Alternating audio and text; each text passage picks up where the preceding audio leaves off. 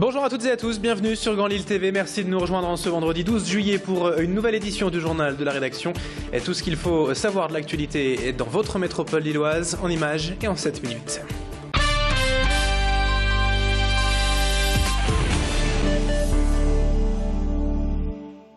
Et la une de cette édition tout d'abord, en ce vendredi sur Grand Lille TV, on s'intéresse à la pleine période pour les grands départs en vacances actuellement. Mais le mois de juillet, l'été plus généralement, c'est aussi la saison des cambriolages malheureusement. Alors pour lutter contre ce phénomène, à Roubaix depuis le mois de juin, une cellule d'enquête spéciale a été mise en place par la sûreté urbaine.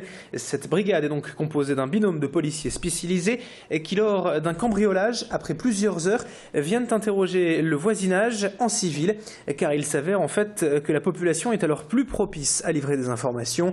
Ces deux policiers font aussi des tournées régulières dans les quartiers pour sensibiliser les riverains et les informer de tous les bons conseils en la matière. Il s'agit là donc d'une première expérimentation à Roubaix, mais qui pourrait être élargie dans d'autres villes au vu des bons résultats déjà enregistrés. Présentation de ce dispositif avec Christian Belpère, chef de la sûreté urbaine à Roubaix, au micro de Macha Grenessen. Les enquêteurs de la cellule enquête de voisinage ont le temps. Je leur laisse le temps.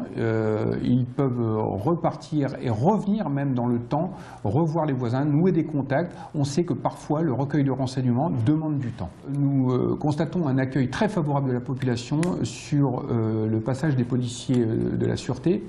Ça nous a permis effectivement de détecter des familles et notamment des personnes à problème sur un environnement bien précis et des témoignages probants sur des matériels qui avaient été dérobés et transportés par ces personnes. Dans l'actualité régionale du jour, un mot également à propos des difficultés actuelles du Secours populaire de Valenciennes. L'antenne locale souffre en effet depuis peu d'un cruel manque de denrées alimentaires pour les prochaines semaines. Selon ses responsables, en fait, les stocks seraient presque vides déjà et de plus en plus de familles viennent demander une aide alimentaire.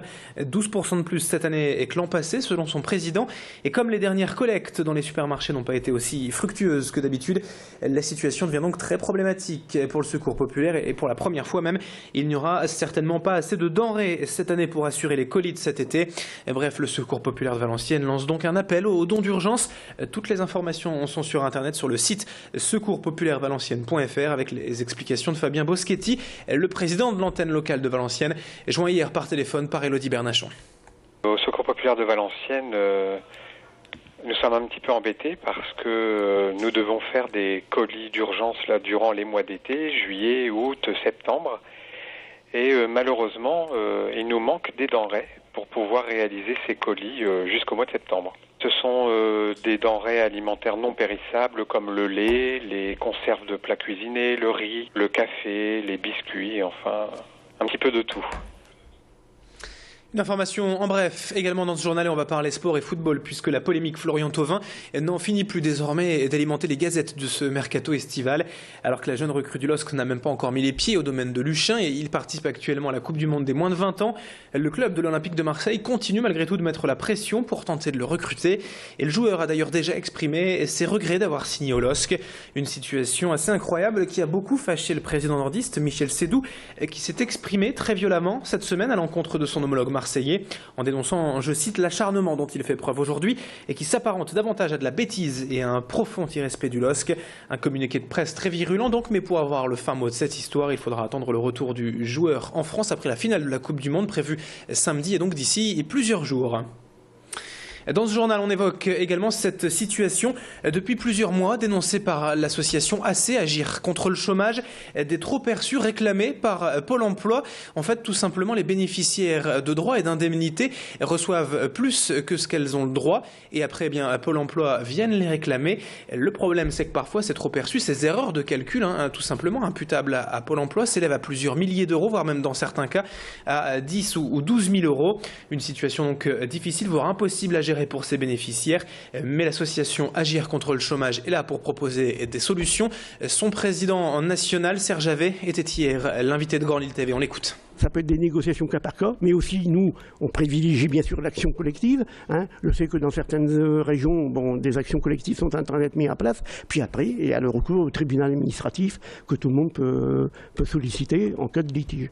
Mais c'est vrai qu'avec les médiateurs qui sont dans toutes les régions de France, ça résout beaucoup de problèmes. Hein. Le médiateur voit avec les directeurs, le service d'indemnisation, le problème. On envoie un mail, il nous répond, il répond aux demandeurs d'emploi, et puis après, c'est au cas par cas les situations. Comme je vous dis, ça peut être des remises gracieuses, ça peut être des remises partielles, ça peut être aussi des délais de paiement. Et puis pour finir ce journal, c'est quelques images des animations d'été à Lille actuellement dans le quartier du Petit Maroc. C'est la 3e année que l'association d'animation de ce quartier excentré de Lille participe à ces journées avec au programme jeux gonflables, rodéo, tir à élastique, pétanque ou encore capoeira et de l'art barbe à papa, vous le voyez sur cette image. Beaucoup d'activités donc pour les enfants du quartier mais aussi pour tous les centres sociaux de l'agglomération. Et en tout, près de 200 enfants ont pu profiter en ce milieu de semaine, mercredi, de toutes ces installations. L'objectif est donc de ramener tout simplement un air d'été, de vacances au plus près des habitants de ce quartier isolé. Jeudi prochain, par exemple, une séance de cinéma plein air est prévue avec au programme les vacances de Ducobu. Images et propos recueillis sur place par Macha Grunessen. On écoute certains de ses enfants. On fait des jeux, on fait des activités. On a fait des graffitis, des tags. Des fois, on fait des graffitis. J'aime la pétanque. Et est-ce que tu t'es amusée là? Oui. Pourquoi? Parce que c'était bien. Et ça change de l'année? Oui. Pourquoi? Parce que ici on n'a pas beaucoup de trucs amusants. C'est ainsi que se termine ce journal. Merci à vous de l'avoir suivi. Et très belle journée à toutes et à tous sur Grand Lille TV.